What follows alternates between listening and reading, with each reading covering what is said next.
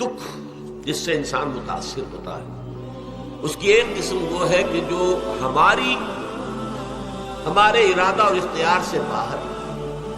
اللہ کی مشیت سے، اللہ کے اذن سے، اللہ کی مرضی سے آتا ہے۔ اس کے لیے ہمارا کام صرف برداشت ہے۔ جو شے بھی ہمیں برداشت کی صلاحیت عطا کر دے وہی اس کا علاج ہے۔ جیسے آپ کو معلوم ہے کہ بخار بہت تیز چڑھا ہوا ہے، اس کی دوا نہیں ہے اسپرین یا کوئی اور پیراسیٹامول، بخار کی شدت کو کم، وہ کوئی علاج نہیں ہے۔ علاج تو ہوگا اگر معلوم ہو کہ کون سے جراثیم ہے، کس کی وجہ سے ہے، اس کا صحیح اینٹی بایوٹک کون سا ہے، وہ علاج ہوگا۔ یہ علاج نہیں ہے،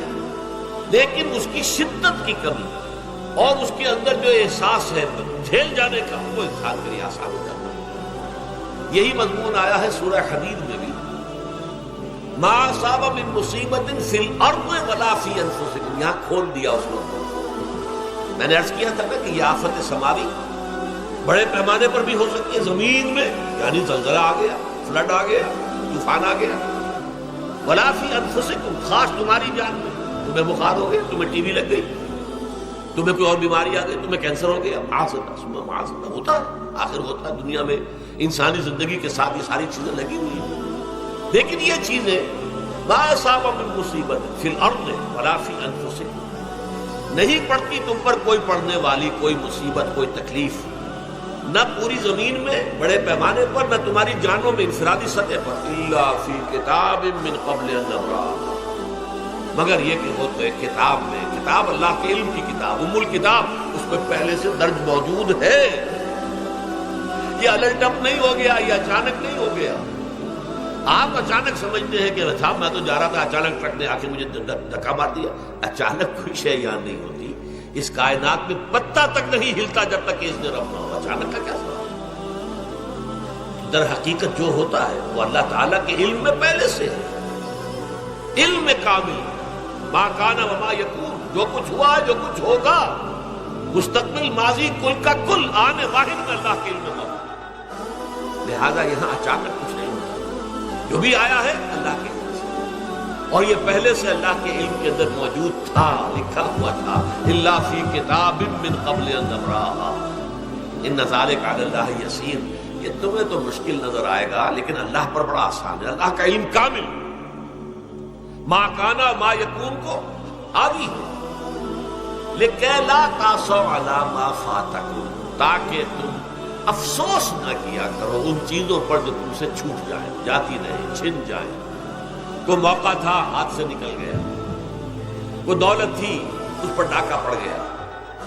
کوئی اور مصیبت ہے وہ آ گئی، کوئی عزیز فوت ہو گیا، اکلوتا بیٹا تھا فوت ہو گیا وغیرہ۔ ما فاتکم، فات سے ہی فوتیدگی ہے نا، جو شے بھی نکل جائے، چلی جائے، ہاتھ سے جاتی رہے، چاہے وہ کوئی آپ کا عزیز تھا جو فوت ہو گیا تو آپ کے ہاتھ سے نکل گیا، یا کوئی مال تھا جو آپ کے قبضے سے نکل گیا، ڈاکہ پڑ گیا، چوری ہو گئی، نقصان ہو گیا کاروبار میں بہت بڑا، اس پر افسوس نہ کیا۔ اگر افسوس کرو گے تو اس کا مطلب کیا ہوگا کہ تمہیں اللہ پر اعتماد نہیں، یا تم سمجھتے ہو کہ اللہ کے سوا بھی کوئی ہے جو یہ کام کر سکتا ہے۔ کائنات میں تو ایک ہی کی مرضی چلتی ہے، وہ ہے۔ لہذا اگرچہ وہ کسی کے ذریعے سے تکلیف آپ کو پہنچی ہے، کسی نے آپ کو پتھر مارا ہے، وہ پتھر ہو سکتا ہے آپ کو نہ لگتا، لگ گیا ہے تو اللہ کے فیصلے سے لگا ہے، اس کا باپ بھی نہیں پتھر مار سکتا آپ کو اگر اللہ کا اذن نہ ہو۔ لہذا آپ پتھر مارنے والے کو بھی مجرم سمجھیے، ٹھیک ہے، اس سے بھی قصاص لینے کا آپ کو حق ہے، لیکن یہ جان لیجئے کہ جو آیا ہے پتھر وہ اذن رب سے آیا ہے۔ اب ظاہر بات ہے کہ اگر یہ کیفیت ہوگی تو غصہ اتنا نہیں ہوگا اس شخص پر کہ جس نے یہ کام کیا، بلکہ ہو سکتا ہے آدمی مسکرا کے رہ جائے، جیسے کہ وہ میں واقعہ سناتا رہا ہوں اپنے دروس میں کہ ایک درویش مرد آدمی جا رہا تھا، جو رب کرے سو ہو، جو رب کرے سو ہو، جو رب کرے سو ہو،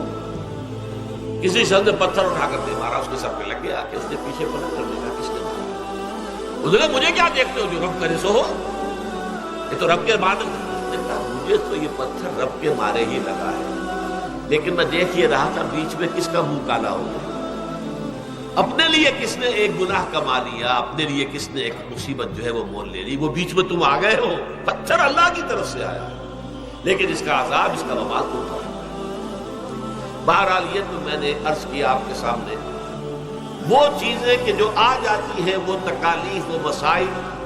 جو اللہ کی طرف سے من جانب اللہ ہے، اس میں آپ کسی کو مورد الزام نہیں ٹھہرا سکتے، وہ آپ پر آ گیا۔